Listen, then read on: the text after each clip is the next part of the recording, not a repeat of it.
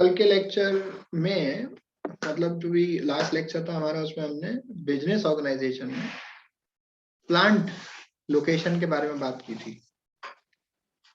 Plant location का मतलब जो हमारा मैन्युफैक्चरिंग सेटअप होगा, जो हमारा इंडस्ट्रियल सेटअप होगा, जहां पर हम प्रोडक्ट को बनाएंगे और बनाने के बाद वहां से उसको डिस्पैच करेंगे मार्केट के लिए, कंज्यूमर के लिए। The place which is used for the purpose of production and generating goods and services। तो जहां पर बड़ी बड़ी मशीनें लगी होती हैं और जिसको डिसाइड करना हमारे प्रमोटर का, बिजनेसमैन का एक सबसे बड़ा रोल होता है। तो कौन कौन सी बातें उसे ध्यान में रखनी चाहिए वो हमने डिस्कस किया था, और आपका एक कंफ्यूजन दूर किया था कि प्लांट लोकेशन का मतलब केवल प्लांट एंड मशीनरी नहीं होता। प्लांट लोकेशन का मतलब केवल प्लांट एंड मशीनरी नहीं होता। पूरी प्लांट एंड मशीनरी सारी इकट्ठी करके जहां पर लगेगी, जिससे हमारा प्रोडक्शन एग्जीक्यूट होगा, राइट। जिस एरिया में, पहले तो सबसे पहले हम टाउन डिसाइड करेंगे। टाउन में भी पर्टिकुलर जो रूरल एरिया है या अर्बन एरिया है, विलेज डिसाइड करेंगे। उसमें भी रीजन डिसाइड करेंगे और फिर वहां पर एग्जैक्ट हम जो जितनी जगह चाहिए उसको डिसाइड करेंगे, फिर उसकी एक्विजिशन करेंगे। तो वहां पर फिर हम लोग प्रोडक्शन एग्जीक्यूट करते हैं मशीन्स के थ्रू। तो वो सारी बातें हमारी होती हैं प्लांट लोकेशन से रिलेटेड। तो हमने लास्ट टाइम जो पढ़ा है ना, उसमें हमने प्लांट लोकेशन क्या होता है और उसकी डेफिनेशन क्या होती है, उसको डिसाइड करने के लिए हमारे स्टेप्स क्या होते हैं, ये सारी चीजें हमने पढ़ी है ना। और इसके इम्पोर्टेंस के बाद हमारा हमने डिस्कस किया था कौन से ऐसे फैक्टर्स होते हैं जो प्लांट लोकेशन को इन्फ्लुएंस करते हैं, प्लांट लोकेशन को इफेक्ट करते हैं। तो उसमें दो टाइप के फैक्टर्स हमने स्टडी किए थे। पहला था प्राइमरी फैक्टर और दूसरा है सेकेंडरी फैक्टर। इसकी लर्निंग को इजी बनाने के लिए हमने एग्जाम्पल आपको टाटा ग्रुप की नैनो कार का दिया था, राइट। ये आप लोगों के लिए बेटर है कि ना आप अपना माइक सब लोग म्यूट रखें प्लीज। तो हमने डिसाइड किया था कि साहब जो डिस्कशन में कि टाटा ग्रुप की नैनो कार का हमने डिसीजन लिया था। तो पहले बंगाल स्टेट में गवर्नमेंट से पूछा गया कि वो लगाएंगे कि नहीं, उन्होंने मना कर दिया। तो फिर ये प्लांट गुजरात में लगा था। तो फैक्टर्स जो कोई भी इंडस्ट्रियलिस्ट, कोई भी बिजनेसमैन, कोई भी प्रमोटर, कोई भी मैन्युफैक्चरर ध्यान में रखता है वो दो होते हैं, एक प्राइमरी और सेकेंडरी। तो क्योंकि ये ही दो फैक्टर्स इन्फ्लुएंस करते हैं हमारे प्लांट लोकेशन के सिलेक्शन को, डिसीजन को। प्राइमरी फैक्टर्स में आते हैं, हम देखते हैं साहब रॉ मटेरियल वहां पे आसानी से मिलेगा कि नहीं, अप्रोचेबल है कि नहीं। मालूम पड़ा कि जगह तो अच्छी मिल गई, सारी प्लांट एंड मशीनरी भी लग जाएंगी, वर्कर भी काम कर लेंगे, लेकिन क्या रॉ मटेरियल मिल पाएगा, वो परेशानी आ रही है, वहां तक नहीं आ पाएगा। तो मटेरियल अगर नहीं आ पाएगा तो आपका सारा कॉन्सेप्ट फ्लॉप हो जाएगा। क्योंकि without material reachable, without material reaching you at the location, how will you be able to make the production? And the main purpose of decision of plant location is to make a production. So availability of raw material is the first basic factor which is to be considered and taken in consideration, right? Second is proximity to market. Proximity to market का मतलब होता है, depend करता है कि साहब आपका nature of product कैसा है। अगर नेचर ऑफ प्रोडक्ट हैवी है, नेचर ऑफ प्रोडक्ट ऐसा है कि साहब उसको आप खराब नहीं होगा रखने से, जैसे कंज्यूमेबल प्रोडक्ट है तो उनकी प्रॉक्सिमिटी टू मार्केट देखी जाती है कि आसपास ही हो। कोई ब्रेड है, जैसे ब्रेड की फैक्ट्री है, तो वो मार्केट के आसपास ही हो। मालूम पड़ा कि ट्रांसपोर्टेशन में बहुत सारा टाइम लग गया तो वो खराब हो गया। तो आसपास देखा जाता है मार्केट के, उसका फैक्ट्री है ना। तो इसी तरीके से अब जैसे कार की फैक्ट्री लगानी है, किसी को कार का मैन्युफैक्चरिंग प्लांट लगाना है, असेंबलिंग का प्लांट लगाना है, तो वहां जरूरी नहीं है, वो तो दूर हो जाए, कोई दिक्कत नहीं है, अच्छे से बना लो उसको और फिर उसके बाद में ट्रांसपोर्टेशन कर दो, पहुंचा दो जहां जहां जरूरी है। तो वो as per nature of product होता है। अवेलेबिलिटी ऑफ लेबर, भाई मेन सारा काम प्रोडक्शन का होना तो लेबर के थ्रू है ना, लेबर नहीं होगी तो कैसे करोगे, तो वहां पर लेबर अवेलेबल उस साइट पर हो जाएगी या नहीं होगी, this is also the part of primary factor. Next है पावर एंड फ्यूल, इलेक्ट्रिसिटी वहां पे है कि नहीं, हमारे पास कंज्यूम करने के लिए फ्यूल है कि नहीं, तो ये सारी चीजें भी हम प्राइमरी फैक्टर्स में कंसीडर करते हैं, जो कि हमारे सिलेक्शन को, इस डिसीजन को इन्फ्लुएंस करती है। नेक्स्ट है ट्रांसपोर्टेशन एंड कम्युनिकेशन फैसिलिटीज, भाई जगह तो है, जंगल में है, बहुत दूर है, जहां से कोई ट्रक भी जाना आना बहुत दिक्कत है, राइट, कार तो बहुत दूर की बात है। ट्रांसपोर्टेशन अगर ऑड है, अगर अप्रोचेबल नहीं है, तो फिर ये काम नहीं होएगा। There has to be a proper transportation facility available at the particular region of plant location, और दूसरी ओर communication facilities like internet facilities has to be there, like communication telephone facility has to be there, that by which it could be possible for a industrialist or a manufacturer for not only producing the goods but also making the goods available in the market by the using the means of transport and communication, right? अभी आपका banking वगैरह facilities तो हमें market में मिल जाती हैं आगे, ये हमारे प्राइमरी फैक्टर्स हैं, आई होप आपने पढ़े होंगे, ये मैंने दोबारा रिवीजन करा दिए हैं।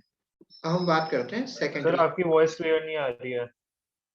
Okay, I will try my best to make it more effective, you can give me message, और अभी और किसी से कंफर्म करते हैं ना, हो सकता है आपके पार्ट पे कोई प्रॉब्लम हो, आप भी अपना चेक कर लो, कि स्टार्टिंग में ही अपन वॉइस चेक करते हैं। तो क्लियर आ रही है वॉइस? ठीक है, आप बेटा अपना हार्डवेयर चेक कीजिए प्लीज, और अभी कुछ भी देना हो तो मैसेज करके बीच पूछिएगा। Secondary factors of location, secondary factors में हमारा होता है momentum of an early start, momentum of an early start. तो अर्ली स्टार्ट का मतलब हो गया, once an industry is started at a particular place, skilled labor, banking, insurance, warehousing, repair and other ancillary facilities and community service develop automatically। मतलब पहले अगर industrial setup वहां पे लग जाता है तो वहां पर चांसेस एम्प्लॉयमेंट जनरेशन के बढ़ जाते हैं, जुड़ी हुई और सारी फैसिलिटीज वहां पर बाद में आ जाती हैं। तो पहला काम आपका करने का वहां पर इंडस्ट्री का सेटअप एस्टैब्लिश करने का है। तो इसलिए नई एंटरप्राइज स्टार्ट की जाती है उसी प्लेस पर जहां पर ये फैसिलिटीज ना भी हो तो चलेगा। जैसे गवर्नमेंट ना उन एरियाज में आपको परमिशन देती है प्रोडक्शन का जो बिल्कुल भी डेवलप्ड नहीं है, रीजन भी कि वहां पर अगर इंडस्ट्री लगेगी तो ये सारी फैसिलिटीज ऑटोमेटिकली आ जाएंगी, और वो एरिया भी जो अंडर डेवलप्ड है या बिल्कुल डेवलप्ड नहीं है, डेवलप्ड हो जाएगा। इसके पीछे थॉट ये है, ठीक है। तो मोमेंटम ऑफ अर्ली स्टार्ट, अभी जैसे बैंगल इंडस्ट्री कहां पर है, फिरोजाबाद में, फिल्म इंडस्ट्री कहां पर है, मुंबई में, ये एग्जांपल्स हैं। अगर मान लो फिल्म इंडस्ट्री आप कहीं पर भी जंगल में भी बनाओगे ना, तो वहां पर ये सारी फैसिलिटीज मिल जाएंगी आपको, ठीक है, यहाँ पर ये सारी फैसिलिटीज आपको मिल जाएंगी। एक सेकेंड,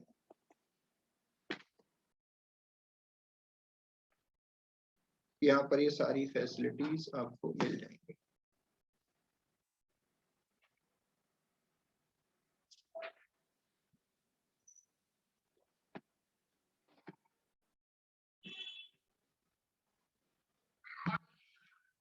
जब भी बात होती है ना कि इंडस्ट्रियल सेटअप लगाना, ही बड़ी बात होती है। तो इंडस्ट्रियल सेटअप के लिए हम क्या करते हैं, इंडस्ट्रियल सेटअप के लिए हम क्या करते हैं कि ऐसी जगह पर करते हैं जहां पर अभी डेवलपमेंट नहीं हुआ है, गवर्नमेंट की परमिशन उसी जगह के लिए मिलती है ना। तो फिर उसके बाद में ये सारी फैसिलिटीज तो आ जाती हैं। अगली बात है climate considerations. Soil and topography also affect the cost of transportation. कहने का मतलब, अगर हिल स्टेशन में आपका कोई इंडस्ट्रियल सेटअप है तो ट्रांसपोर्टेशन की कॉस्ट ज्यादा होगी, पेट्रोल कंजम्पशन आपका ज्यादा हो जाता है, राइट, स्लोप पे। और प्लेन्स में ट्रांसपोर्टेशन कॉस्ट कम होगी, रिस्की भी होता है ट्रांसपोर्टेशन हिल एरियाज में। अभी मान लीजिए कुछ ऐसी जगह हैं जहां पर आपका अभी रोड ट्रांसपोर्ट पॉसिबल नहीं है, तो वहां पर ट्रांसपोर्टेशन कॉस्ट हैवी हो जाएगी, क्योंकि किसी अदर मीन्स से जाना होगा, राइट। रोड ट्रांसपोर्ट नहीं तो फिर रेलवे से जाना होगा, करना होगा, गुड्स को पहुंचाना होगा। तो climate influences the capacity to work. बहुत ज्यादा ठंड पड़ती है तो काम में, प्रोडक्शन में परेशानी आएगी। Particular temperature and humidity are required in certain industries. कुछ इंडस्ट्री ऐसी होती हैं जिसमें हमारा जो है टेम्परेचर एक पर्टिकुलर रेंज में होना चाहिए, तब वो प्रोडक्शन फैसिलिटेट रहता है। ह्यूमिडिटी मतलब बहुत ज्यादा, मतलब थोड़ा गर्मी का माहौल, नेचर ऑफ प्रोडक्शन के हिसाब से। एग्जाम्पल लिया इन्होंने फ्लोर मिल्स, इसके लिए कैसा क्लाइमेट चाहिए, ड्राई। दूसरी ओर कॉटन टेक्सटाइल के लिए कैसा चाहिए, ह्यूमिड। कॉटन टेक्सटाइल मैंने कपड़े का। ये भी हमें बात ध्यान में रखनी चाहिए कि artificial humidification and air conditioning have reduced the importance to this factor. अब मैं आपको बताऊं, इसका एक एग्जांपल हमारे पास है। जैसे वो नहीं करते हैं अपन, एक व्हाइट वाला जो कौन सा होता है, खाने में यूज होता है, खाने में यूज होता है ना, दैट वाज नहीं, व्हाइट वाला एक कवर सा होता है, उसमें क्या बोलते हैं उसको, जैसे चाइनीज अगर हम बनाते हैं तो उसमें बहुत यूज होता है, शहतूत होता है, शहतूत होता है, कौन सा होता है उसको बोलते हैं ना, तो उसकी खेती अपन करते हैं, राइट। और उसमें ठंडे मौसम की जरूरत होती है, और ठंडे मौसम के लिए उसमें उसके लिए हम बहुत सारे एसी लगा लेते हैं, और फिर वो जल्दी ग्रो होता है। मशरूम की खेती, यस, मशरूम, राइट। तो उसके लिए क्लाइमेट अपन अपने आप जनरेट कर लेते हैं, आर्टिफिशियल क्लाइमेट। तो अगर क्लाइमेट फेवरेबल है तो ठीक है, और नहीं है तो फिर आपको आर्टिफिशियल क्लाइमेट जनरेट करना पड़ेगा। लेकिन बेटर है कि नेचुरल क्लाइमेट आपको इजी रहे, तो कॉस्टिंग कम आएगी। आर्टिफिशियल से आप जनरेट कर सकते हो प्रोडक्शन, उसमें कोई प्रॉब्लम नहीं। अच्छा, अगला जो हमारा एक्सटर्नल या सेकेंडरी फैक्टर है, सॉरी, वो हिस्टोरिकल फैक्टर्स। हिस्टोरिकल फैक्टर्स का मतलब कुछ ऐसे जगह होती हैं जहां पर हिस्टोरिकल मॉन्यूमेंट्स होते हैं, उनका हिस्टोरिकल इंपॉर्टेंस होता है, तो वहां पर वो थोड़ा सा ना कंजर्वेटिव होते हैं कि साहब यहाँ पे ये चीज नहीं बनेगी, राइट। तो ये चीजें वहां की ग्रोथ को रोक देती हैं। वो वाला प्लांट लोकेशन आपका सिलेक्टिव नहीं हो सकता है। देखते हैं क्या लिखा है। Historical incidents and attitude of the community also influence plant location. For example, Mughal period में cottage industry thrived near the courts of rulers due to patronage of the state. मतलब स्टेट का फायदा करने के लिए कोर्ट्स के आसपास होती थी इंडस्ट्रीज, मतलब जो उनका दरबार होता था उसके आसपास होती थी, तो वहां से चल रहा है। तो वो अब जैसे आपने सुना होगा कि साहब कि कपड़े का मार्केट यही है, गुजरात में इस पर्टिकुलर चीज का बिजनेस होता है, ये वाली स्टेट इस पर्टिकुलर चीज के लिए फेमस है, चूड़ी के लिए आपका जो है फिरोजाबाद फेमस है। तो ये हिस्टोरिकल इंपॉर्टेंस है। इन बातों को भी आपको ध्यान में रखकर अपना प्लांट का लोकेशन अब जिस प्रोडक्ट में डील करने वाले हैं लगाना होगा।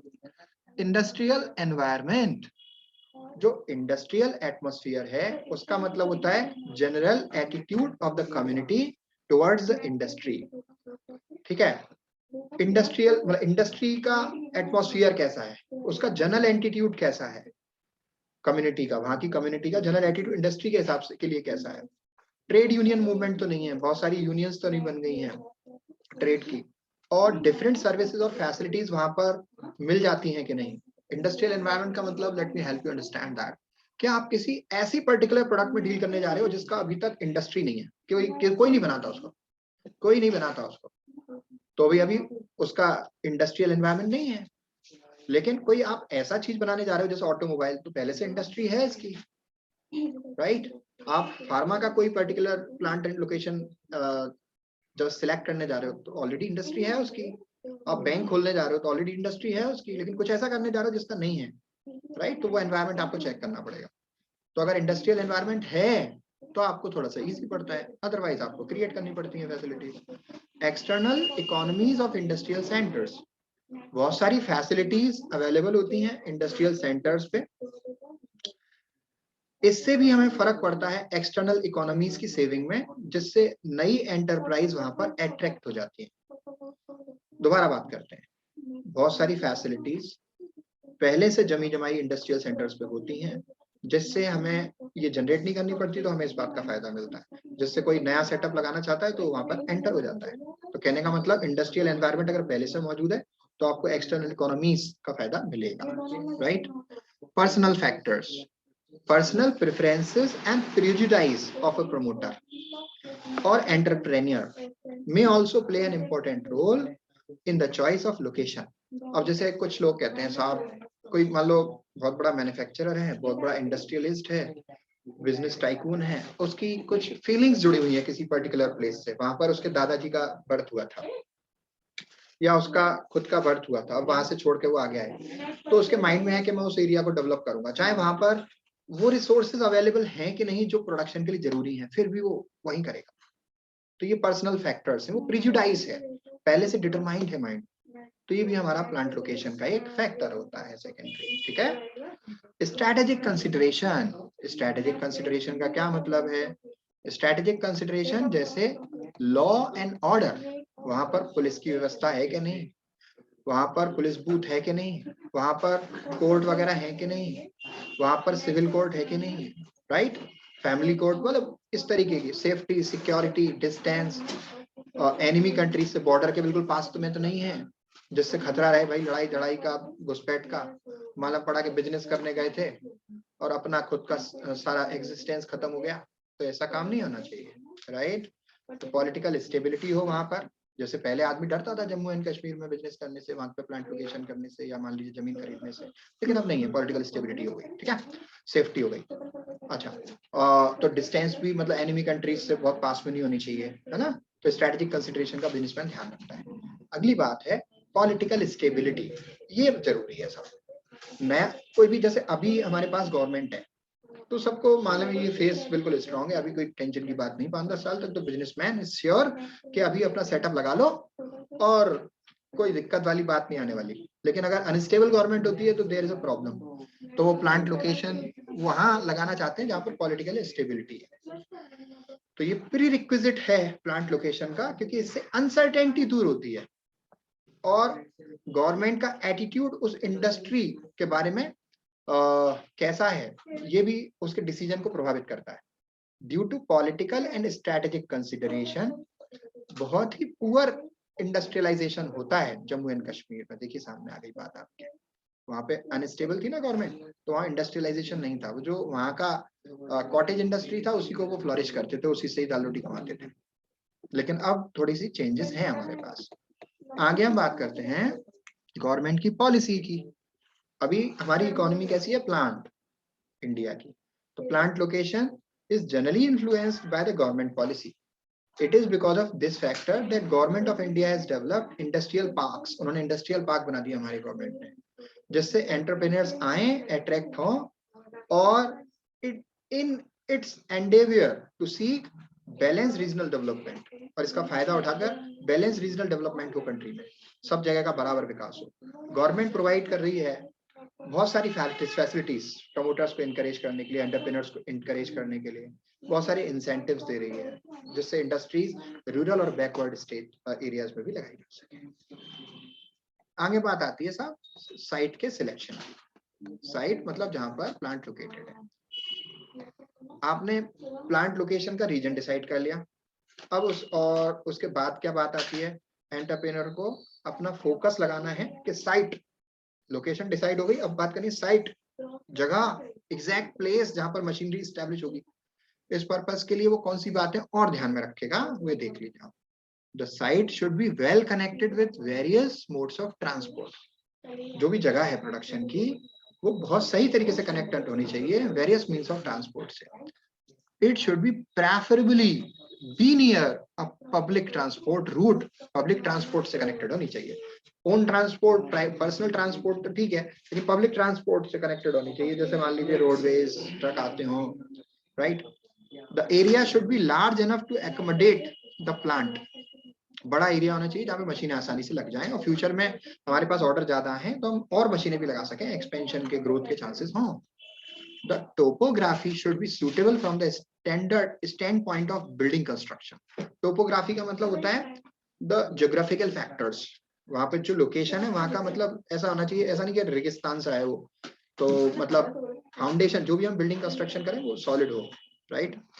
The environment should be free from pollution and congestion, pollution नहीं हो वहां पे, पॉल्यूशन आएगा तो फिर रिस्ट्रिक्शन गवर्नमेंट के आपको फेस करने पड़ेंगे।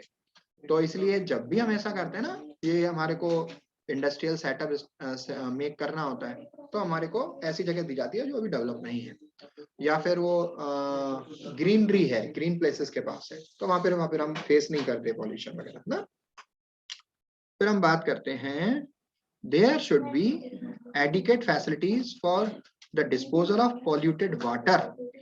मतलब इंडस्ट्रियल सेटअप होगा, फैक्ट्री लगेगी, मैन्युफैक्चरिंग होगी तो पॉल्यूशन होगा, पानी खराब होगा, अदर मटेरियल होगा, वेस्ट निकलेगा, तो इसको डिस्ट्रॉय करने का, एलिमिनेट करने का हमारे पास प्रॉपर तरीका हमें अपनाना हो, राइट। हमें नेचुरल रिसोर्सेज यूज तो करनी है, उसके बाद में अपना प्रोडक्शन तो करना है, लेकिन एक कोशिश जो हमने कंज्यूम किया नेचुरल रिसोर्सेज को, वहां हम उस गैप को भरे भी, हम नेचुरल रिसोर्सेज को डेवलप करने में भी अपना कुछ कंट्रीब्यूशन करें, या सेव करने में भी एटलीस्ट कंट्रीब्यूशन करें। डेवलप नहीं कर पा रहे तो सेव तो कर पाए हम, राइट। हमने जितना लिया पॉल्यूट करके उतना हम कंट्रोल करने का भी तरीका अपनाएं। म्युनिसिपल कॉर्पोरेशन के रूल्स एंड रेगुलेशंस की परमिशन हमारे पास होनी चाहिए बिल्डिंग बढ़ाने के लिए या वहाँ काम करने के लिए। पीक लोड रिक्वायरमेंट्स हमारी पावर की, वाटर की वहां पर मिलनी चाहिए, सप्लाई लाइंस होनी चाहिए वाटर की वहां पर, और पावर के डिस्ट्रीब्यूशन की सप्लाई लाइंस होनी चाहिए।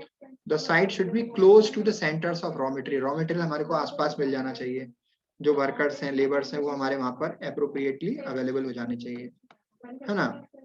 फिर आगे लिखा है सर्टेन एसेंशियल सर्विस ऑर्गेनाइजेशन, जैसे post office, bank, warehouse, ये सब हमारे पास आसपास ही उस प्लांट लोकेशन के होने चाहिए। जो एडवांटेज और डिसएडवांटेज हैं सिटी के और विलेज के, उन्हें भी हमें ध्यान में रखना चाहिए, क्योंकि जो कम्युनिकेशन का स्टैंडर्ड, लैंग्वेज का स्टैंडर्ड, अंडरस्टैंडिंग का स्टैंडर्ड, ये सारी चीजें फिर हमारे लिए आगे बैरियर बनती हैं। On the whole, any place away from the congested life of the city would be preferable. मतलब जहां पर कम्युनिटी रहती हो वहां से थोड़ा दूर कोई भी स्थान हो वो ठीक रहेगा इस पॉइंट ऑफ व्यू से, कि जहां पर प्लांट को लोकेट किया जा सकता है, प्लांट की लोकेशन उसको बनाया जा सकता है इंडस्ट्री पर, प्रोडक्शन पॉइंट ऑफ व्यू से।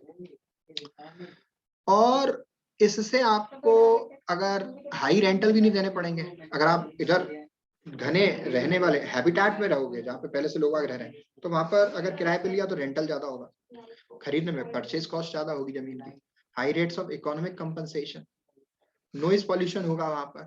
आजकल गवर्नमेंट इंकरेज कर रही है इंडस्ट्रियल सेटअप उन जगह पर जहां पर जो अर्बन एरिया मतलब शहर से दूर है, जिससे कि वहां पर भी अपलिफ्ट होने का, इकोनॉमी का एडवांटेज मिले, वहां के लोगों को भी रोजगार मिले और रीजनल बैलेंस्ड डेवलपमेंट हो कंट्री में। ठीक है जी, चलिए तो आज ना आप लोग यहाँ तक पढ़ेंगे और यहाँ तक से रिलेटेड सारा अच्छा नोट्स बनाकर, रिवीजन बनाकर, प्रॉपर डिस्कशन के साथ करके आएंगे। Thank you so much.